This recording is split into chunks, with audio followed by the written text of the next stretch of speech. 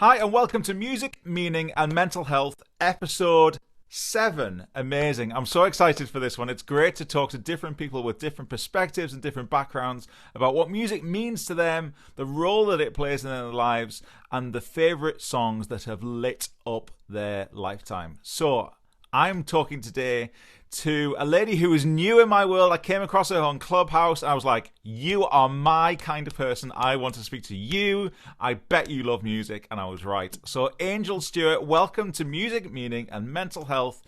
Do me a favor. I can see your bio in front of me, but I want you to put it in your own words because I've heard you speak. Can you just briefly for a minute tell us who you are and what it is you do? Well, hello, amazing people. So what I do is I am the unmuted voice. For so many years, I had a muted voice. And so breaking free from generational traumas and curses and childhood trauma and domestic violence caused me to unmute my voice because I was tired of being tired. So what I do, I have a business called When Angel Speaks. And what that means is I am the global voice inspirationally going around the world globally, virtually, and soon to be, on different platforms where I speak to the people, which I call them all angels, finding ways to break their silence through the barriers that have had us encamped for so long where we didn't have a voice. So dealing with mental health, dealing with generational trauma, curses, domestic violence, childhood abuse, all of that falls under the field of mental health. So I am that voice for all of the angels that are trying to break free from silence. I'm currently in grad school, so I am finishing up my master's in clinical mental health counseling here in Alabama at University of West Alabama. I do hold a psychology degree, and I do a lot of other things. I have mentors that I mentor. I've mentored people that have felony backgrounds where they're trying to get a second chance at life.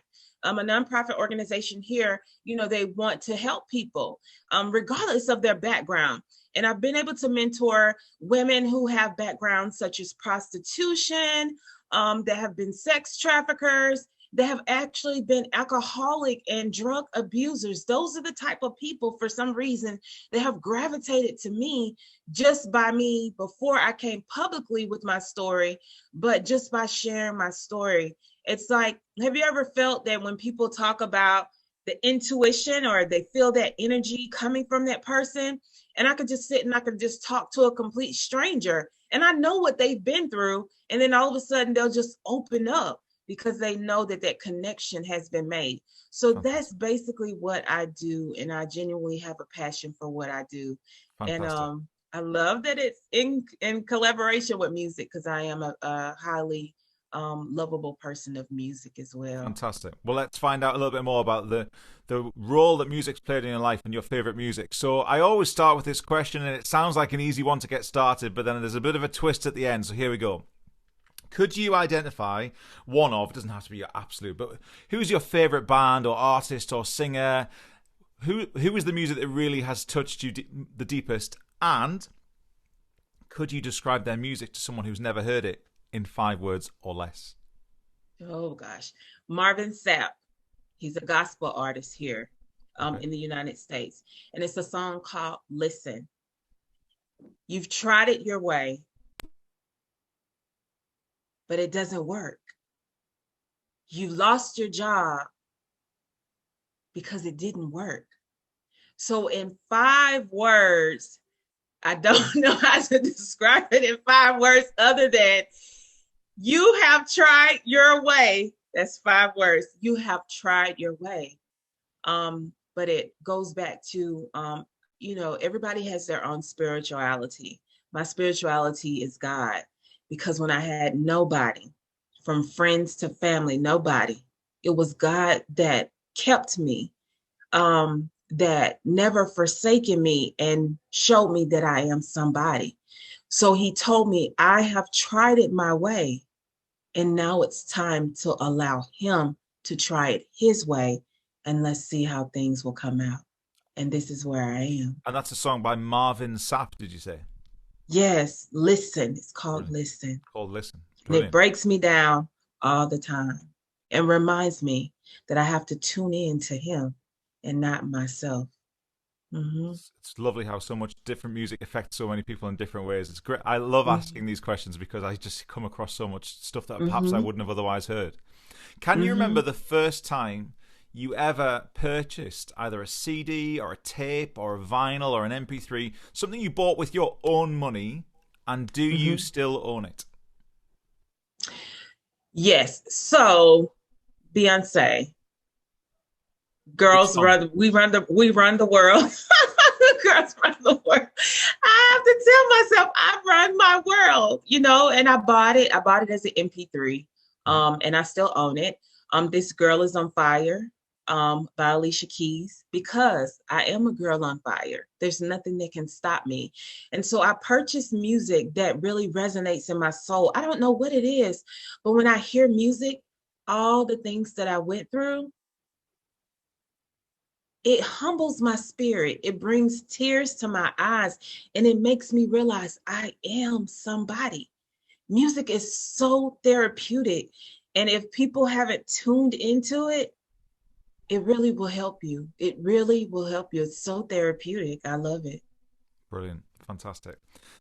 When do you use playlists in your music? And one of the questions I always ask people, because it provokes different reactions, the Mhm. concept of a playlist shuffle. Do you love it or hate it? Do you ever put a playlist together and then press shuffle, or do you always like to plan your music, the music that you want to listen to? So I used to shuffle, and I don't like saying that word, but I dislike it.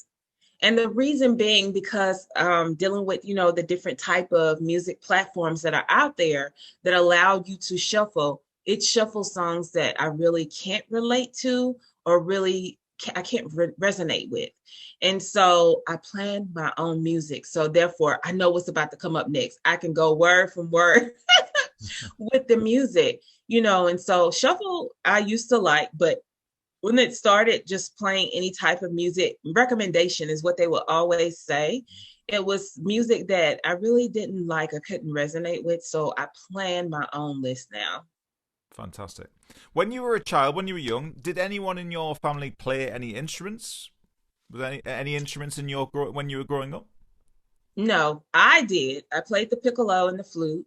Okay. I was very fluent in the band, and that's because I tried to stay busy because of the things that were transpiring in my life.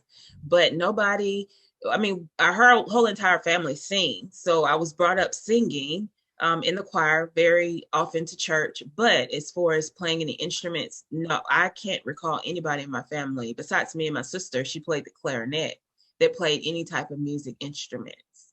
So when it's quite interesting when you talk to people from America about their childhood musical experiences because it's often quite different to the UK in that you mentioned Mhm. marching band and some Mhm. that quite often comes up because marching band is quite a big part of a lot of American culture, isn't it, in schools? Yes, yes, it is. And so they didn't have the marching band when I was in middle school. So here in America, I guess it will probably be within certain states. We had elementary school, we had middle school, and then we had junior high school, and then we had high school. So it was like you transition from one area to the other. So I did do band in junior high school, but it was more recognition in high school. So you have the opportunity to play an instrument, but if your mouth couldn't tune into it, they would, often try you out for another type of instrument, like the trombone, the trumpet, the tuba, and then they had the xylophone, saxophone, all these different instruments that you had the opportunity to play. So nobody was left out. So I chose the flute because it was something, you know why? Because I listened to Kenny. Is it Kenny? He's a jazzist. He plays the oboe. He Okay. plays the oboe, and that oboe kind of reminds me of the clarinet, but also that noise reminds me of the flute. And so I gravitated to the flute, and I always made between first and second chair because you had to compete to have that Right. first or second place chair because you would stand out when we would go and perform in different type of playoffs. When we would perform at our like homecoming, all of that stuff, I would play the flute. Well, then I said, well, okay, I'm good at the flute. Let me try the piccolo. And Hmm. so I tried the piccolo, and it's very hard because it's like really, really, really tiny. But I Yeah. said, if I can play this flute and, master it without even looking at the notes, I can master playing the piccolo. And so I made first chair. I took the piccolo from the girl who always I competed against with the flute. And so she was the only one that ever played the piccolo. And she was this real smart, like her family had money and stuff. And I was like, you know what? I don't care if I don't have any money. I don't care if I'm not famous, well known, popular in school. I'm going to get it. I was so determined. And I ended up beating her for first chair. And so I gravitated to playing the piccolo and the flute. And I played it the entire 4 years that I was in school. But unfortunately, just with everything that transpired, I lost my soul with playing instrument, but I never lost my soul with listening to music. Mm. I was one of the questions I was Mhm. interested to ask you was about the role music played in your childhood. I mean, you've mentioned about the marching bands and how you would perform at like homecoming or celebration events, and that's really interesting because again, that Mhm. doesn't really happen so much in the UK. But talk a little bit more about the Mhm. kind of role that music played in your childhood, both in school and out of school. Was music Mhm. something you shared with your friends? Did you go and see concerts, or did you go and buy records together, or did did you go and sing songs together? Would you gather around and listen to music together? What was music's role in your childhood? So in my childhood, my family was more on the conservative side because we were brought up in the church. Mm. So I remember my grandmother used to play we had this huge record player. So coming up in the 80s and 90s, it was more of the cassette. I Mm. think they had the track player. I don't remember the one that you push into the car, the really old cars, the before the cassette, the before the it was before the cassette. That is it called the 8 track Oh, or the eight whatever track, they yeah, call yeah, it? yeah. Yes. I'm so Eight track embarrassed. in a car. Wow. Yes, my grandmother used to put the 8 track in the car, but she graduated from that. And so it was a cassette tape, but she never lost her touch in the record players. So she would go and have the Commodores, Lionel Richie, who else? Stevie Wonder. Like she was really on that, back in the old school. So I grew up what they call here in the United States old school soul. And so although we grew up in church, she felt that type of music, with the Isley brothers and stuff like that, Mhm. and the OJs and stuff like that. We will still listen to that type of music because you have to understand what you hear today with all the profanity and you know, the things that go on in the music. It wasn't like that back then. Mm. Like literally, people that went to church listened to that type of music because it wasn't cursing. It wasn't, talking about intimate, like, saying sexual things. It was the type of music you could listen to, but my family was really conservative. So I could listen to that type of stuff. Now, when it got time for me and my sister to be around our friends, my grandmother was really, really picky about who she allowed us to be around.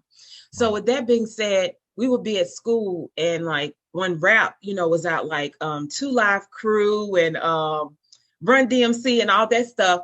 We got to listen to that at school when we would go over to our friend's house because most of our friends, they grew up in conservative homes. And so it was like we had to sneak and listen to this type of music when nobody was around because we wanted to be children. And that was the type of music, Rap City. I don't know if you've ever heard of Rap City, 106 in Park and all that stuff. When that started coming out, I was a teenager by that time. And I'm like, okay, I've grown up on the Commodores, Lionel Richie, OJs and stuff. I want to listen to something that's within my age range. Mm. And so that was the type of music that I like. I love to dance. I used to dance all the time, go skating, skateboarding, riding my bike. I would stop my bike with my feet and catch the little sores on my toes and all that stuff.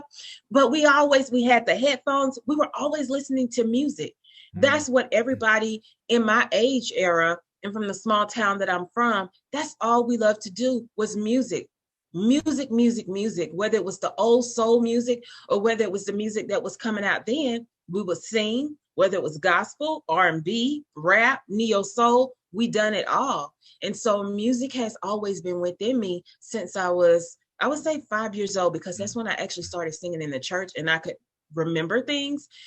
So music has always been embedded in me. And I listen to rock and roll, Aerosmith. Oh, I grew up off Guns N' Roses, Aerosmith, Ozzy Osbourne.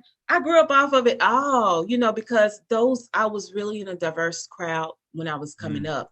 So I listened to anything, country, Dolly Parton, all that stuff. I grew up off all that type of Dolly music. Parton Uh, and Ozzy Osbourne. That's a good pairing. yes, yes. And so I grew up off of all of that. And Guns and Roses, whoa, when they came out, you couldn't tell us nothing. We all thought we were Guns and Roses. And I mean, it was just very, I know.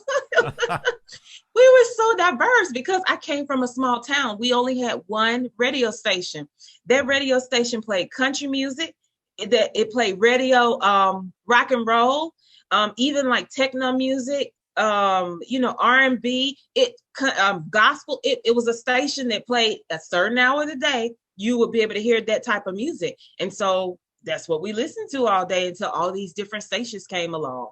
I'm interested because obviously talking about coming from sort of a gospel background, obviously gospel music plays a huge part in that culture, doesn't it? It's a Mm-hmm. huge, like the services are almost constant sometimes when you see sort of Mm-hmm. footage of them when certainly what Mm-hmm. we might see here in the UK. And Mm-hmm. I've just got a smile on my face thinking about you coming from that, really, like you said, a conservative gospel culture, and then all Mm-hmm. thinking we were in Guns N' Roses. I love it. That's great. Did your Yes. grandma know you were listening to Guns N' Roses? This is the question. No, no, she didn't. Like if she would hear you playing anything, because she back then we had the like boom boxes, like you see Run DMC used to carry Yeah, around yeah. and like the Spike Lee movies and stuff. So that's what we had back then. How you see everything digital now, we didn't have that.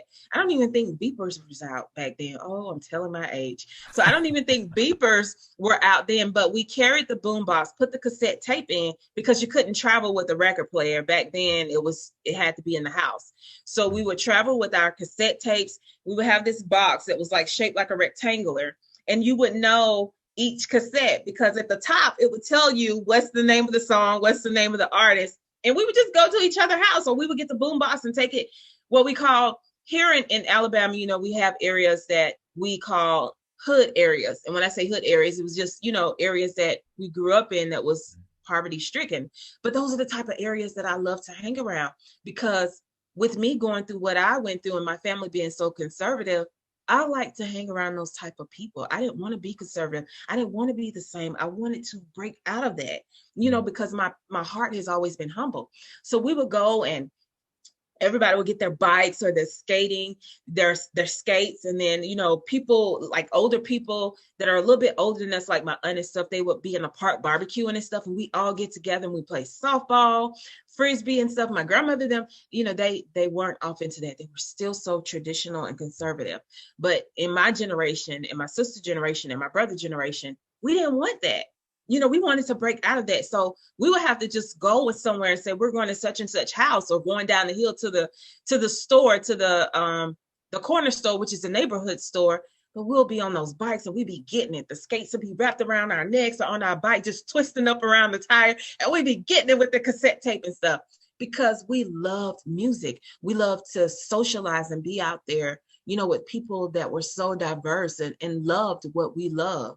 And Because of course so, no. the boombox you mentioned was a huge part of how rap culture developed, wasn't it? In the street parties and the parties around Yes, with all the houses around, and it would be a really central location for a community to gather, wouldn't it? It was a, I mean, yes. obviously, I didn't grow up in that culture, but every time I see documentaries about the sort of history of rap music and how scratching developed and this kind of thing, it Mhm, always comes back to these street parties and the mhm. stories of music being sort of in a square where the houses are all around, and the parties and the Yes. street parties and the Bronx parties and so on would happen Mhm, around it, wouldn't they? It's a mhm. big communal activity. Yes, yes, and that's how I was raised. That's how I was brought up. That's the things that we used to do in my generation. But it goes back to my grandmother's generation and the generation prior to that. They were very conservative. Everything was so traditional. And the music was When it based came, around the church at that time. yes, exactly. Everything was so biblical. Everything was based, and they didn't call it gospel. If you pay attention, they didn't call it gospel back then. It was as time progressed, then that's when things began to be called gospel. Back then, it was What would more they call it then? Baptist because Okay. I was raised in the Baptist. So Baptist hymnals, Pentecostal, Catholic. It was just all these different religions when it's only one God. And The so different as I got denominations. yes, the different denominations. And I'm like, you would see, you would see the different denominations. Certain people go to this church, certain people go to that church. But if you pay attention now, most churches are all denominations. They don't just go by one specific. Here in Alabama, it's non-denominational, means there is one God. So whether you call yourself Catholic, whether you call yourself apostolic, whether you call yourself, Pentecostal or Baptist, most of these churches, they've gotten out of that tradition. How are we going to be able to, grasp the generations to come? And even with music, listen to the piano. Oh my gosh, piano just blows my mind. Brian Culbertson, oh, he blows my mind. But just listening to, like the different types of genre of musics. When you go to church, they're not playing this traditional stuff. Give me that old time religion. They don't play that type of stuff. It is boom, ba boom, ba boom, boom. And then, the piano playing, it gets you there. You feel like that R&B, you feel like that jazz, you feel like that rock and roll, but it brings your spirit in to acknowledge that you are who you are versus I have to sit here and figure out, because I'm Baptist, can I move? Can I say this? No, they don't do that anymore. But it really was like that coming up. Like you couldn't talk, you couldn't chew gum, you couldn't eat pepper. Everything was just so strict. How can you gravitate to God with all these rules? You're not going to grasp the younger generation. And so even with my children, I have 5 children. And because of the way I was brought up, I'm supposed to, do this and do this that way. I allow them to be free. They listen to gospel, but they like the R&B, the rock and roll, the different type of music. They've got to learn. I can't enforce and say, you can't listen to this, you can't listen to that. That's what happened to so many of us coming up when it comes to mental health. We were always told, it's like our ears were muted, our eyes were sealed because it was this way or no way. But how can we grab our generation of children if it's always, you can't do this, you can't do that? They have to learn. So it was like when I became an adult, I had to learn from what I didn't learn because I was told for so long what I couldn't do. And so music is music to me. All type of music is therapy. I listen to African music. I listen to Sam Smith. I think he's from over in Australia, United Kingdom. Oh my gosh, when you hear his voice, you think he's from here until he talks. But he can blow. I can listen to him all day long. Oh my gosh, you set my heart free and the rest of me was down. I can listen to that type of music because it resonates in my soul. I'm no longer down. And so I listen to all types of people, all types of music because my soul rests in music. Love it. This is what I wanted to talk to you about now. So moving on from your childhood to now, how do you use music now? Is it something that you have on in the background? Is it something you use music to focus if you want to work? Do you use it when you're exercising to relax? Do you ever do where like a sort of almost like a deep listening where you turn off all your notifications and just focus on music? What role does music play in your life now? Music plays every role in my life because as I've gotten older, music keeps me focused. Music humbles my spirit. When I go to my 9 to 5, I'm at work 4:00 in the morning, Central Standard Time. Wow. And I can get my work done, whether it's jazz. Most of the time I'm listening to Brian Culbertson. I can tell you that right now. I'm always listening to his music. It's just something about his music. But when I'm doing my work, when I'm exercising, whether it's in the gym or I'm going to the dog park, because I'll have my pit bull with me and we're running in the park. Sometimes even when cleaning up, oh my gosh, something about, I'm a country girl. I'm gonna tell you that now. I'm really from the city I'm from, I'm country. So on Saturdays, I'll light my incense because I like the smell of incense going in the house instead of using air freshener.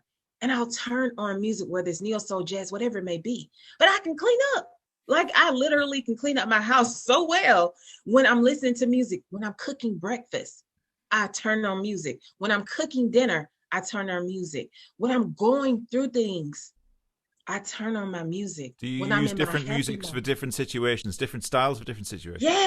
Yes, I do. So music, even when I'm doing my schoolwork, because I told you I'm in grad school, I'll turn it at like a little mellow, just a mellow level. and I can get my music done, even in writing. Music lives within me because I've grown up off of music. So to me, that's why I told you when we had this conversation, music is therapy to me. And no matter what, you're gonna always hear Angel. I don't have a plan now because we're doing this recording, but most of the time my music is on, and it's all different types of music. Do you use music professionally? When you mentioned earlier about how you mentor people or coach people or help people in different ways, does music ever play a role in that work, in how you're working professionally? Well, just to be all honest, so when I talk to my mentors, when I go into these organizational centers and stuff, most of them are Christian based. So they don't usually have the music on unless they're doing something where they've invited a whole bunch of people and you can just hear the music playing throughout the building. As far as my business, I actually launched my business off of Clubhouse. Wow. So with that being said, on the different platforms, the music will play prior to me speaking, but never while I'm speaking, because sometimes everybody's not like you and everybody's not like me, where the music is playing, but we can tune it out and allow what needs to be said to be said. So I want to get all ears and eyes, focused on me. So I don't have the music playing when I'm talking, because everybody cannot tune into you when you're listening to your music. Do you have an entrance piece of music when you're speaking? Is the song that you always use? I do have entry music before I start speaking, and that's actually my meditation, because I go into prayer and just speaking to God, to use me, to speak through me and use me as his vessel. So if it's not Marvin Sapp, it's Yolanda Adams, sometimes Brian Culbertson, Bob Marley. I love Bob Marley. I listen to his music. So it's just different types of music. This depends on what mood I'm in. I play the music, or I even do the instrumental. Jill Scott. I love me some Jill Scott. I'll play the music and just start meditating, praying and stuff before I actually go in to start speaking. Because I feel like if I don't pray and I'm not mellow, it doesn't flow right. Like, it really has to flow, and I really have to meditate before I get on anybody's stage, whether it's virtual, whether it's in public, or even, speaking with you. I have to make sure that my energy is at a level that I can just allow things to flow instead of it being what they call fake. I like to be authentic, and very genuine and passionate when I'm talking to people.